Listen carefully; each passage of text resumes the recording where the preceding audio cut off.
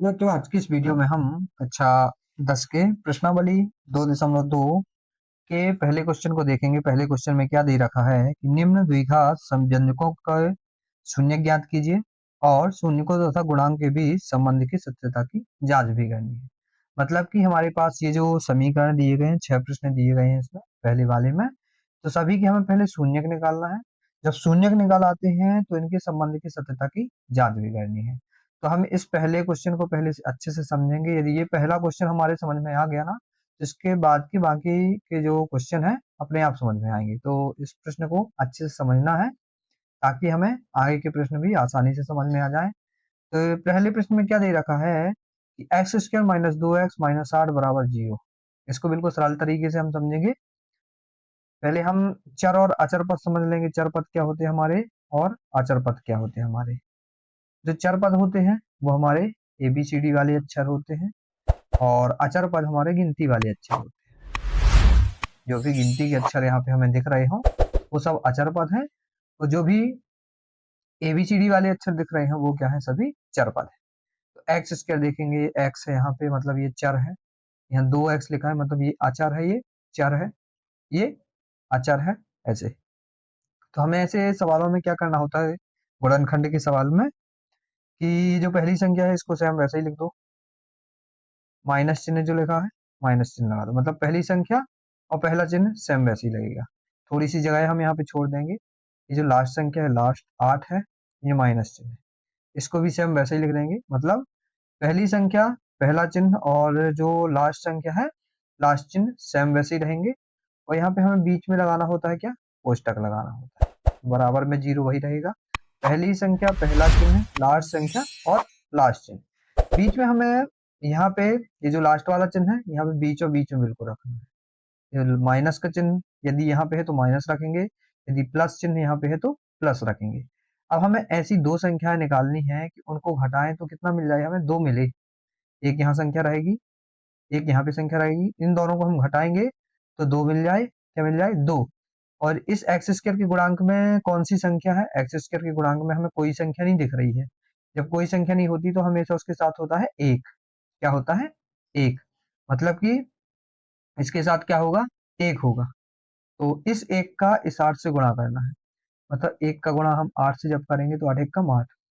मतलब कि क्या है कि हमें ऐसी दो संख्याएं निकालनी है कि उनका गुणा करें तो 8 आए, और घटाने पे ये बीच वाला जो चिन्ह है इसको इसको देखते हैं, घटाने पे 2 मिल जाए। तो ऐसी कौन सी दो संख्याएं होंगी कि गुणा करें तो 8 आए, घटाएं तो 2 आए, तो 4 और 2। क्योंकि 4 में 2 को हम घटाएंगे तो हमें 2 मिल जाएगा, बीच वाली संख्या मिल जाएगी, और 4 में 2 का गुणा करेंगे तो हमें इसका और इसका गुणांक मिल जाएगा, मतलब 8 मिल जाएगा। तो हम देखेंगे यहाँ x लगा हुआ है तो हमें 4 के साथ भी x लगाना पड़ेगा और 2 के साथ भी x, क्योंकि 4x में ही से ही हम 2x घटाएंगे तभी हमें 2x मिलेगा। फिर से हम वैसे लिख देंगे एक्स स्क्वायर माइनस माइनस चिन्ह का अंदर गुणा करेंगे कोष्टक के, तो ये 4x वही रहेगा। इस माइनस का इस माइनस से करेंगे तो ये प्लस 2x और माइनस का 8 हमारा सेम वैसे ही। अब देखेंगे हम यहाँ पे हमें दो दो के जोड़े बनाने होते हैं। क्या करेंगे, करना होता है दो दो के जोड़े। अब इसमें देखेंगे हमें एक जैसा क्या दिख रहा है, देखेंगे x यहाँ पे 2 है, x यहाँ पे 1 है, मतलब हमें एक जैसा दिख रहा है x। कोष्टक लगा के 2x थे, एक x बाहर निकल गया तो एक x बचा, माइनस चिन्ह, यहाँ पे x बाहर निकल गया, केवल 4 बचा। मतलब हमें क्या करना है कि दोनों में जो एक जैसा दिखे उसे बाहर निकाल दो।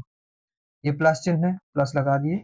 अब हमें इससे मतलब नहीं है, हमें क्या करना है कि ये जो x माइनस 4 कोष्टक के अंदर लिखा है यहाँ पे बिना देखे लिख दो। जो भी लिखा हो यहाँ पे एक बार और लिखो, और इसके तुरंत ऊपर देखो x के साथ क्या है, 2 है, मतलब 2 कॉमन निकला। कहा है क्या निकला, कहा है तो कॉमन। कॉमन ही निकालना होता है, बट ऐसे में सही रहता है जो यहाँ पे लिखा हो वही यहाँ पे लिख दो, और x के साथ देखो जो भी हो वो बाहर। अब जो कोष्टक के अंदर है उसे लिख दो, और जो कोष्टक के बाहर है उसे लिख दो। मतलब कि कोष्टक के अंदर क्या था, x माइनस 4 था तो उसे लिख दिया, कोष्टक के बाहर था x प्लस 2 तो x प्लस 2 को लिख दिया बराबर 0। अब दोनों जो ये शून्य है हमारे, इनको हम 0 के बराबर कर देंगे। क्या कर देंगे, बराबर के 0। अतः लिखेंगे तब तब एक बार x माइनस 4 बराबर 0 रखेंगे, इसको 0 के बराबर, एक बार x प्लस 2 बराबर 0। ये माइनस का 4 है, ये माइनस का 4 बराबर किस साइड जाएगा तो प्लस का 4 हो जाएगा। ये प्लस का 2 है, बराबर किस साइड जाएगा तो माइनस का 2। ये हमारे दो मान निकाला है, एक 4 निकला, एक -2 निकला। अतः लिख देंगे हम क्या, अतः क्वेश्चन में क्या बोल रहा था कि हमें शून्यक निकालना है और शून्यकों के संबंध की सत्यता की जांच भी करनी है। तो अतः हम लिख देंगे, अतः हमारे शून्यक क्या है, 4 और माइनस का 2 है। ये हमारे क्या निकल आए, ये हमारे निकल आए शून्यक। अब क्वेश्चन में बोलता है कि इनकी जांच भी करना है। तो जांच के लिए हम क्या करना होता है कि जांच के लिए ये जो समीकरण दिया गया है इसकी तुलना हम कर देते हैं द्विघाती समीकरण से। द्विघाती हमारा समीकरण क्या होता है, द्विघाती जो हमारा समीकरण होता है ax square plus b x plus c बराबर 0 होता है। तो हम यहाँ पे लिखेंगे ये जो समीकरण दिया है उसे एक बार और लिख लेंगे, एक्स स्क्वायर माइनस का 2x और -8 बराबर 0। यहाँ पे लिखेंगे दिए गए समीकरण की तुलना, दिए गए समीकरण की तुलना द्विघाती समीकरण से, द्विघाती समीकरण से करने पर। अब द्विघाती समीकरण हमारा क्या होता है, द्विघाती जो समीकरण हमारा होता है ये होता है ए एक्स स्क्वायर और plus b x plus c बराबर 0। ये हमारा द्विघाती समीकरण होता है। तब हम इसमें और इसमें इन दोनों की क्या करेंगे, हम तुलना करेंगे। मतलब कि एक जैसा क्या दिख रहा है हमें, एक जैसा देखेंगे, देखेंगे एक्स स्क्वायर की जगह एक्स स्क्वायर है, मतलब किसी तरीके से हमें इस ए का, इस बी का और इस सी का मान निकालना है। एक्स स्क्वायर की जगह एक्स स्क्वायर है तो ए की जगह क्या कहा है, ए की जगह हमें कुछ नहीं दिख रहा है तो ए की जगह कहा है एक, क्या कहा है एक। इसी तरह एक्स की जगह एक्स है तो बी की जगह क्या कहा है, ये कहा है, बी की जगह कहा है -2। माइनस चिन्ह हमें लेना है, माइनस चिन्ह नहीं भूलना है।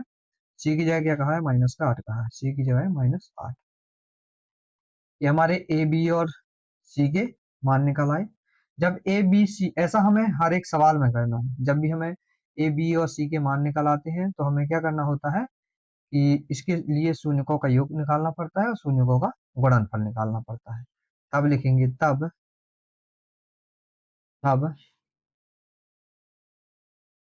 शून्यकों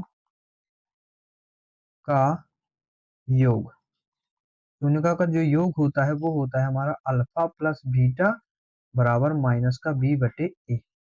ये कंडीशन हमें हमेशा याद रखनी है क्योंकि ये कंडीशन हमारे ऑब्जेक्ट में हमेशा पूछी जाती है। तो ये जो हमने मान निकाले हैं ये 4 और -2, ये एक प्रकार से अल्फा का मान है, ये वाला बीटा का मान है। 4 क्या है, अल्फा का मान, और ये जो -2 दूसरा जो शून्यक है वो है बीटा का मान। तो हमें इस अल्फा की जगह अल्फा का मान रख देना है, बीटा की जगह बीटा का मान। अल्फा का मान हमने निकाला है 4, तो अल्फा की जगह अल्फा का मान रख दिया, ये प्लस चिन्ह वही। बीटा की जगह हमने बीटा का मान निकाला है -2, तो -2 रख देंगे बराबर, माइनस चिन्ह हमारा वही रहेगा। बी बटे ए, बी की जगह यहाँ पे देखो, बी का मान हमने क्या निकाला है -2, तो माइनस का 2 लिख देंगे। और ए की जगह क्या है, 1 है, तो 1 रख देंगे।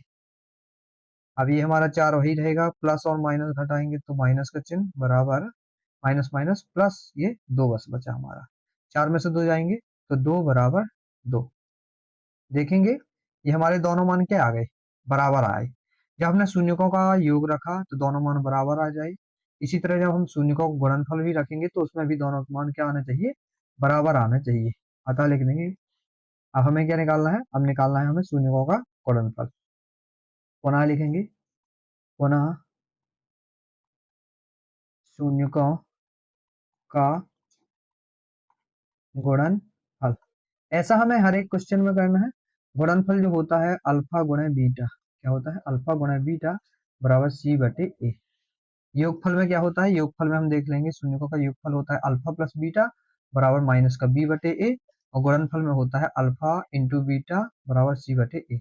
अल्फा का मान रख देंगे, अल्फा का मान है 4, गुणे की जगह गुणे का चिन्ह, बीटा की जगह रख देंगे बीटा का मान जो -2 दिया गया। सी का मान देखेंगे, यहाँ पे हमने सी का मान निकाला है, ये क्या है -8 है, ए का मान है 1, मतलब सी की जगह हम रख देंगे माइनस का 8 बटे चिन्ह लगाए बटे ए की जगह 1 रख देंगे।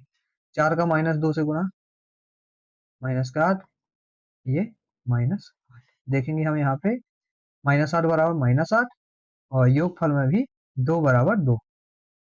मतलब हमारे आंसर क्या है, दोनों मान बराबर आ रहे हैं दो। यदि और मान कुछ होता तो हमारा उत्तर गलत होता। अब दोनों मान चूंकि बराबर आ रहे हैं तो हमारे उत्तर क्या है, सही है। अतः हमारे जो शून्य क्या निकले, 4 और -2 निकले और शून्य को उसके सत्यता की हमने जांच भी कर ली। ये हमारा अभी पहले का पहला क्वेश्चन हुआ है। अब हम दूसरे क्वेश्चन को देखते हैं। दूसरे क्वेश्चन में क्या दे रखा है, दूसरा क्वेश्चन एक बार लिख लेंगे। लिखा है 4s² माइनस का 4s और प्लस 1 बराबर 0। ये हमारा दूसरा प्रश्न दिया गया। सेम हमें उसी तरीके से लगाना है जैसे अभी हमने सवाल लगाया है। तो अभी हमने बताया था पहली संख्या पहला चिन्ह, लास्ट संख्या लास्ट चिन्ह। और यहाँ पे बीचों बीच में हमारा कोष्टक रहता है, ये लास्ट वाला चिन्ह यहाँ बीचों बीच में रहता है बिल्कुल। मतलब पहली संख्या पहला चिन्ह, लास्ट संख्या लास्ट चिन्ह, बीच में ये चिन्ह रहता है। अब हमें ऐसी दो संख्याएं चाहिए, एक यहाँ संख्या रहेगी एक यहाँ पे रहेगी, उन दोनों को जोड़े तो 4 ऐसा है। इस 4 और 1 का गुणा करना है, 4 और 1 का गुणा, 4 1 कम 4, मतलब कि गुणा करें तो 4 आए, उनको जोड़ें तो 4 आए। मतलब जोड़ें तो बीच वाली संख्या ये मिले और गुणा करें तो इन दोनों की आपस में जो भी गुणा करने पे आए वो मिले। इसका और इसका करना पड़ता है गुणा, और ये बीच वाली संख्या हमें चाहिए होती है जोड़ने या घटाने पे। ये हर प्रश्न में हम करते हैं। तो ऐसी हमारी एक संख्या हो जाएगी 2s और दूसरी भी 2s, क्योंकि 2 में 2 का गुणा करेंगे तो 4 मिल जाएगा और 2 में 2 को जोड़ेंगे तो भी हमें ये बीच वाली संख्या मिल जाएगी। अब वही करना है, माइनस चिन्ह का अंदर गुणा कर देंगे तो माइनस का 2s और प्लस, सॉरी माइनस और प्लस का गुणा करेंगे तो कितना मिलेगा हमें, यहाँ पे माइनस ही मिलेगा। क्या मिलेगा, माइनस। ये 2s और प्लस 1 बराबर 0। अब दो दो करके कॉमन निकालना पड़ता है, ये हर क्वेश्चन में करना पड़ता है। तो दो दो करके कॉमन निकालेंगे। दोनों में एक जैसा क्या दिख रहा है, दोनों में एक जैसा है। यहाँ पे 4s है, यहाँ 2s है, मतलब कि 2s दोनों में आया। जब 2 यहाँ से निकल गया तो 1 2 बचा, क्योंकि 4 है यहाँ पे, एक s निकल गया है तो एक s बचा। माइनस चिन्ह लगाएंगे, ये 2s पूरा निकल गया है, देखेंगे तो यहाँ पे क्या बचा, केवल 1। माइनस चिन्ह लगा देंगे। अब ये जो कोष्टक के अंदर है इसे एक बार और लिख लो, 2s माइनस 1। और देखेंगे इसके तुरंत ऊपर 2s सेम दिख रहा है। जब भी सेम दिखता हो तो हमें केवल एक कॉमन निकालना होता है। क्या निकालना होता है, एक। और जो कोष्टक के अंदर है उसे लिख दो, जो कोष्टक के बाहर है उसे लिख दो।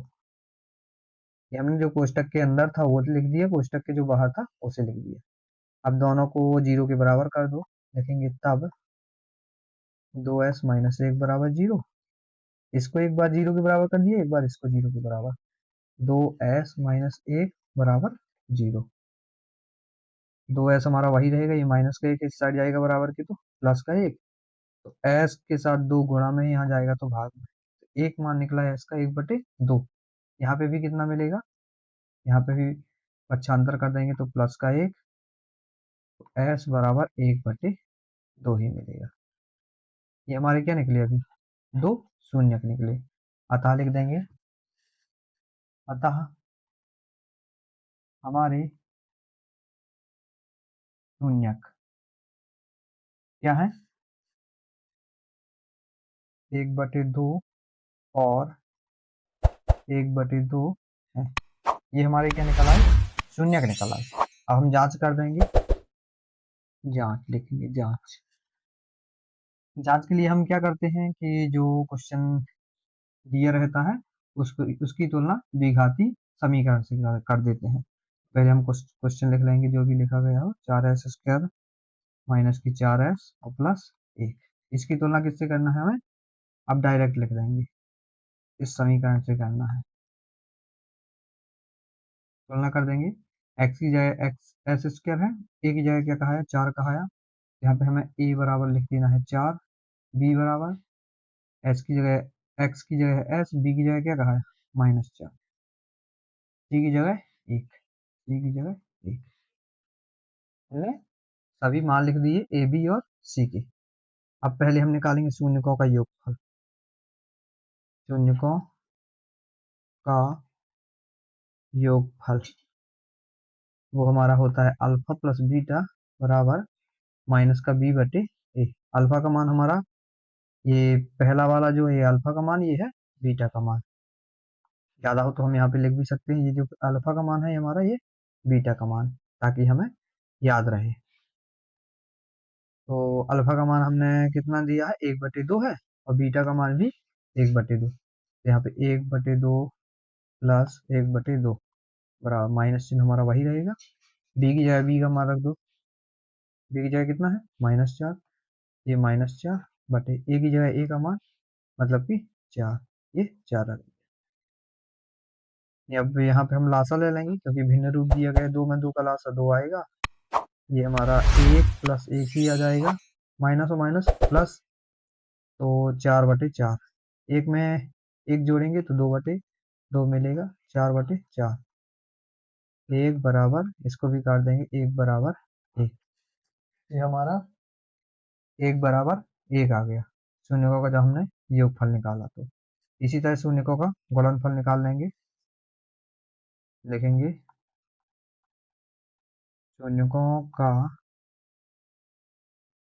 गुणनफल हमारा होता है, क्या होता है शून्यकों का गुणनफल? अल्फा गुणे बीटा बराबर सी बटे ए होता है। अल्फा का मान 1/2, बीटा का मान भी कितना है 1/2। देख लेंगे ये हमारे हैं 1/2, 1/2 है। टी का मान हमने कितना लिखा है? टी का मान ये लिखा 1, और ए का मान है 4। तो सी की जगह हम रख देंगे 1, ए की जगह रख देंगे 4। क्योंकि गुणा का चिन्ह लगा है तो 1 का 1 से गुणा, 1, 2 का 2 से 4, 1/4 बराबर 1/4। देखेंगे ये हमारे दोनों मान क्या आ गए, बराबर आ गए। तो इसमें भी दोनों मान बराबर थे, अतः ये हमारी क्या हो गई, जांच हो गई। अतः लिख देंगे कि अतः हमारे द्विघाती समीकरण के शून्य के 1/2 और 1/2 है। ये हमारा दूसरा प्रश्न भी आसानी से हो गया।